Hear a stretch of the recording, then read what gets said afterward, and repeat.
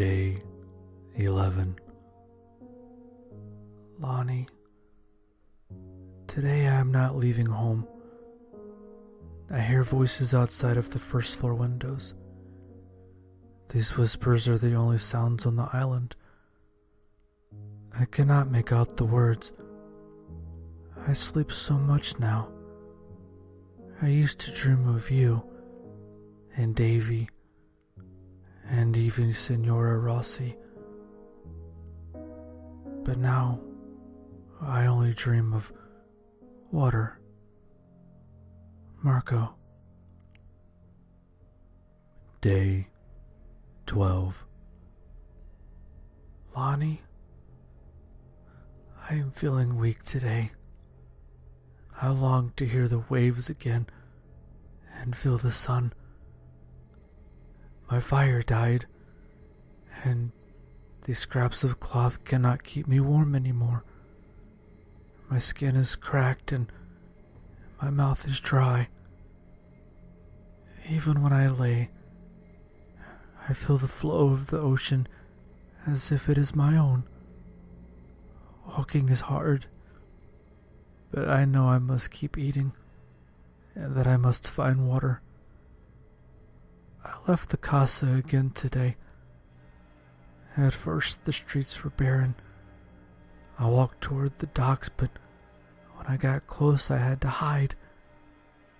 At first, I thought it was them, the shadow creatures who live on the island now, but it was people. I was so happy, but only for a moment.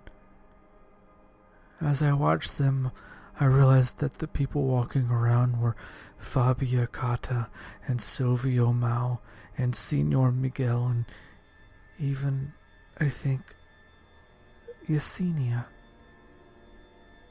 I couldn't breathe when I saw them. The people walking around were our dead. They were the ones who were taken from our cemeteries. They saw me before I could hide. I could tell as they came toward me that their bodies had no souls in them. The skin was cracked and the teeth were yellow. I could see their ribs and their cheeks and the knobs of their fingers.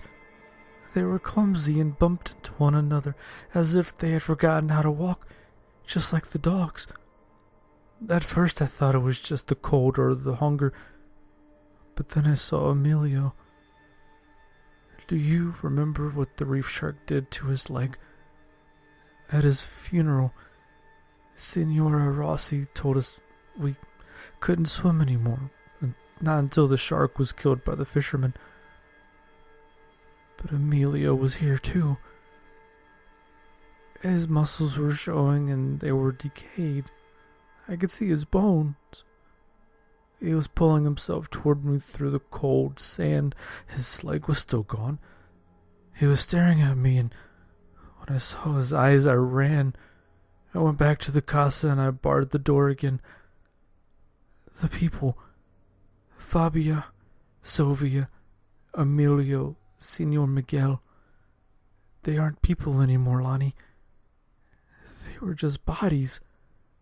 And I know that they were hiding inside. I don't know how much longer I can continue. Marco. Day 13. Lonnie, last night I almost died. I think the monsters have finally realized what I am. It is early morning now, and I'm sitting on the roof, lying on your mattress. I must have sleep, but I can't make it come. I awoke several hours ago to the sound of breaking wood and things falling over. The bedboards I had used to barricade the ground floor doors were being snapped. They wanted in, and I must assume they were coming for me. I thought I heard them coming up the stairs, so I jumped out of the window. Your window. The only one with the dolphin. You named him Miko. I think you brought me luck because I fell into a pile of garbage and palm fronds and was unhurt. I ran far away from them, but there was no moonlight our starlight, so I followed the roads I knew and ended up at the bay. I even stepped out onto the ice thinking maybe I should try to walk to the mainland. But I made it only a few meters before I fell. It was hard to walk on the ice, and it stole so much from my muscles. They are so tired. I walked home and I didn't even care if the monsters saw me. But I did not see any of them on the way or in Casa Reverend when I returned. I went back up onto the roof and blocked the door with 2 mattresses. I'm high off the ground now. This time, if I have to jump again, at least I will die. As I am laying here, I think I have realized their intentions. The dead have not risen. They have only tried to wear them, like they tried to wear the dogs, but perhaps they want a breathing body of their own. And now they have learned that corpses don't breathe, but I do. I know I will see you soon, Lonida. Marco. Day 14. Lonnie, I awoke this morning to find the roof door open. The mattresses were pushed into the corner. I did not hear a sound in the night, but I know I am not safe. I don't want to die, but if I do, I don't want it to hurt, Lonnie. I will jump before I will let them try on me on. They will not wear me. I watched them from the roof all day today. Many of them still wearing the corpses, and they bumped into walls into each other. Sometimes a piece of their body falls off, and even when it hits the ground, it continues to move for a moment. The smell is horrible, and I'm sure I would grow sick if there weren't anything in my stomach. Mostly, though, I feel weak, and when I stop watching them, sleep takes me. Each time I wake up, there are more of them. It looks as if the whole town is back now. I made sure that your face wasn't among them, that Davy's face wasn't either. That's how I know you made it to the boats. I think I even saw Father Sosa. I stopped looking after that. I can hear some of them inside the casa below me. They knock things over. Some have even fallen out of the windows. They just get back up, or they twitch for a while. When it started to grow dark, I made sure the door was closed and barricaded again. I looked over the edge of the roof, and in the dark I could only see those who were still just shadows. They were looking up and staring at me with their bright eyes. Their mouths were open, but I heard no sound. I know they are coming for me, Lonnie. It's only a matter of time. Marco. Day 15. Lonida, the food is gone and the water is gone. I'm still on the roof and I can feel my skin cracking with sunburn even while I shiver in the cold. The door was open again when I awoke this morning. I got up to close it and discovered a long gash along my thigh where something had slit my skin apart. Don't worry, little sister. It doesn't hurt. It only bleeds. I think they were trying to figure out how to open me. I am sleeping too much now. It is difficult for me to find strength to do even small things. But I promise not to give up, Lonnie. I will not leave you alone. But you know that means that I cannot write to you much anymore. I will put these papers somewhere safe and hopefully one day someone will find them and give them to you if I cannot because I am dead.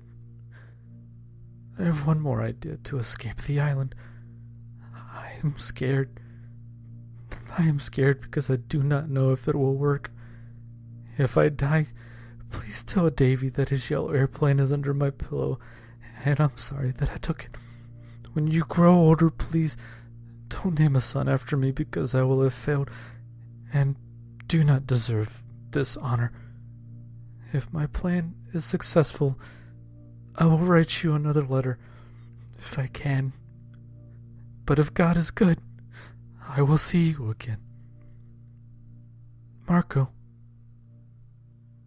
Afterward, I thought I would include a few more facts about the letters that I withheld from the first post for brevity. According to the museum, these letters were donated by a geological surveyor who found them buried in a tin on a bombed atoll in the early 1950s. The letters were in fair shape, and the museum was able to restore them. With the support of the university, I have worked with other historians, anthropologists, and even linguists to authenticate these documents. My personal opinion, and that of my colleagues, is that the author of the Lonida letters was left behind on a small South American island during an emergency evacuation shortly after World War II. He was possibly subjected to some sort of atmospheric testing, chemical or biological, which caused him to experience the nightmares you have just read about in the text. Whether you believe our theory on the incident, or that the events occurred just as the author wrote them, I think what is infallibly true is that the author of these letters suffered horribly in the weeks leading up to his death. I hope you have found these letters of interest, as my students thought you might. To those who have requested scans of the pages, please note that I am still working through your messages, but rest assured, I will get to them all. I did contact the museum requesting authority to upload the scans to the internet, but recently spoke to an inside source who claims that they are most likely going to decline my offer. That being said, I will leave you with one final disturbing fact that I haven't mentioned, and which they most certainly would not publicized. According to the Lonida Letters exhibit, there existed a 16th and final letter from Marco to his sister. The plaque at the museum states that the contents of this letter were so disturbing that the museum chose not to include it in the exhibit, and, in fact, the letter may have been destroyed. The museum will not comment about what was written in this final letter. I am currently working on tracking down this information. If ever I manage to find it, rest assured, I will share it with you. Until then, thank you for reading.